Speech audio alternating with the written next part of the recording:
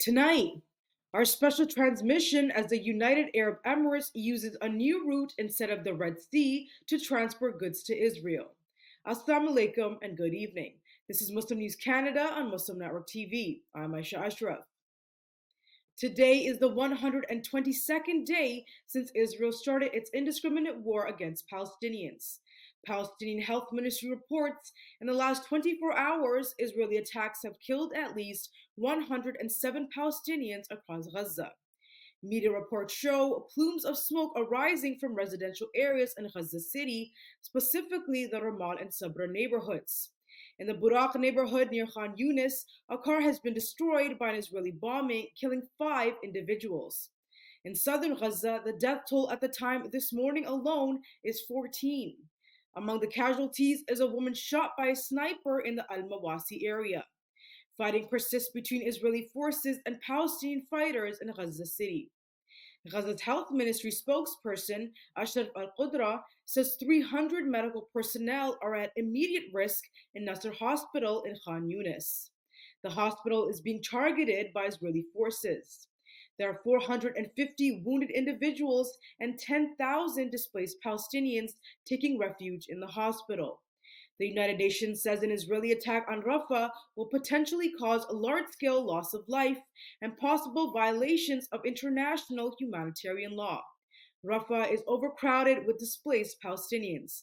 Right now, 200,000 Palestinians who have fled from Khan Yunis are seeking refuge in Rafah. Due to cramped conditions, some individuals have set up tents near Egypt's border wall. The human toll of the war is staggering. At the time of writing, more than 27,585 Palestinians have been killed. Another 8,000 are dead under the rubble. 66,978 Palestinians are wounded. Israel's revised death toll from Hamas's attack stands at 1,139. United Nations Secretary General Antonio Guterres has appointed an independent panel to evaluate the working of the UN Relief and Works Agency for Palestine refugees. The move comes as the agency faces allegations from Israel that 12 staff members were part of Hamas's attacks. The allegations have resulted in a suspension of funding by several countries, including the US, the UK, Germany, and Sweden. Former French Foreign Minister Catherine Colonna will lead the panel.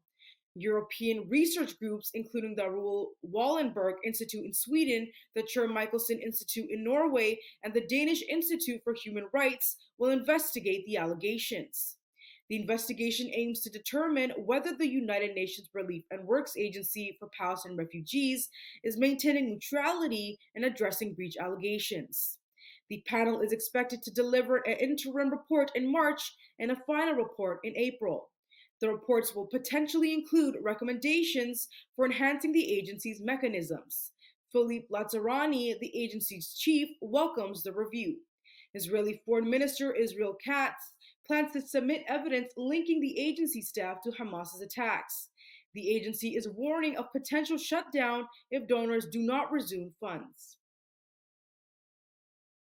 Israeli Finance Minister Bezalel Smotrich is urging Israeli banks to refrain from implementing U.S. economic sanctions against 4 settlers.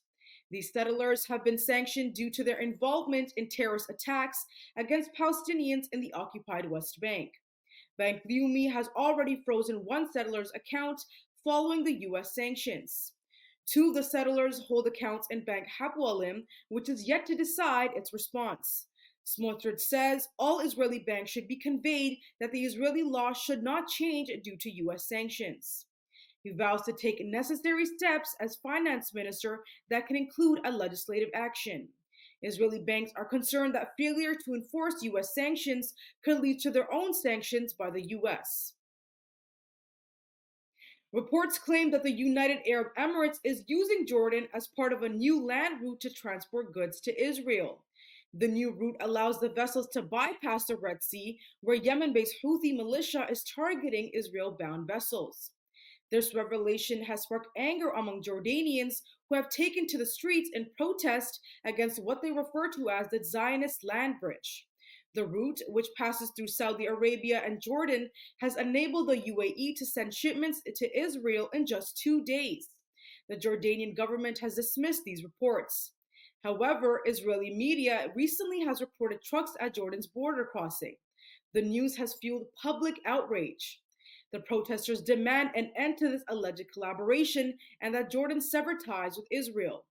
They also demand that Jordan send humanitarian aid to Gaza, which continues to suffer from the effects of the conflict.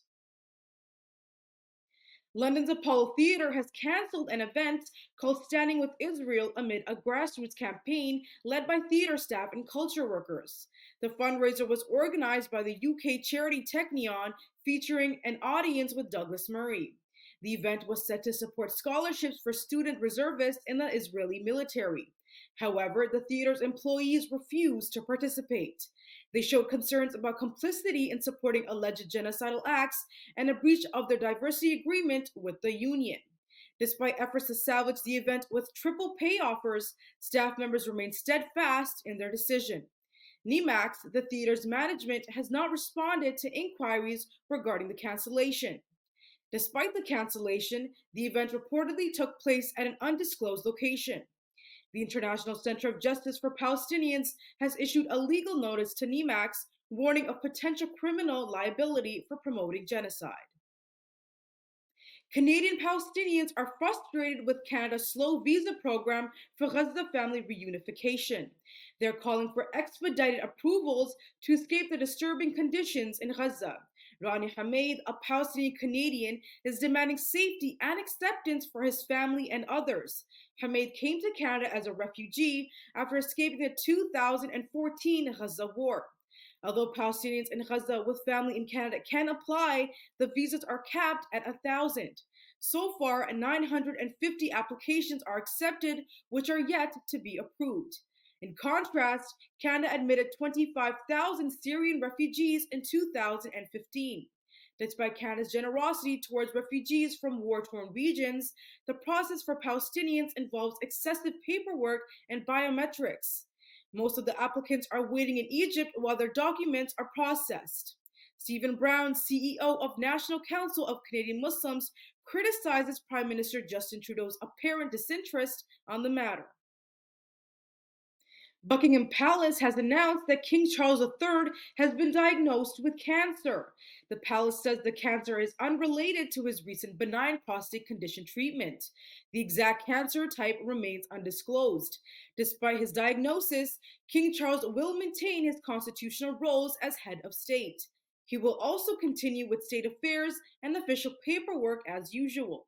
However, he will temporarily suspend public-facing duties. The news follows Princess Catherine's recovery from abdominal surgery. UK's Prime Minister Rishi Sunak and Canada's Governor General Mary Simon have sent messages of support.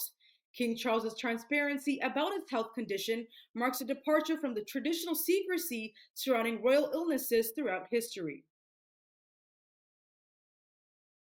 Thank you for watching.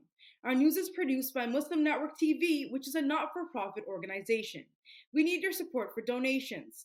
Please scan the QR code on our broadcast or visit muslimnetwork.tv to donate now, so we can continue to amplify the voices of Muslims in Canada and abroad.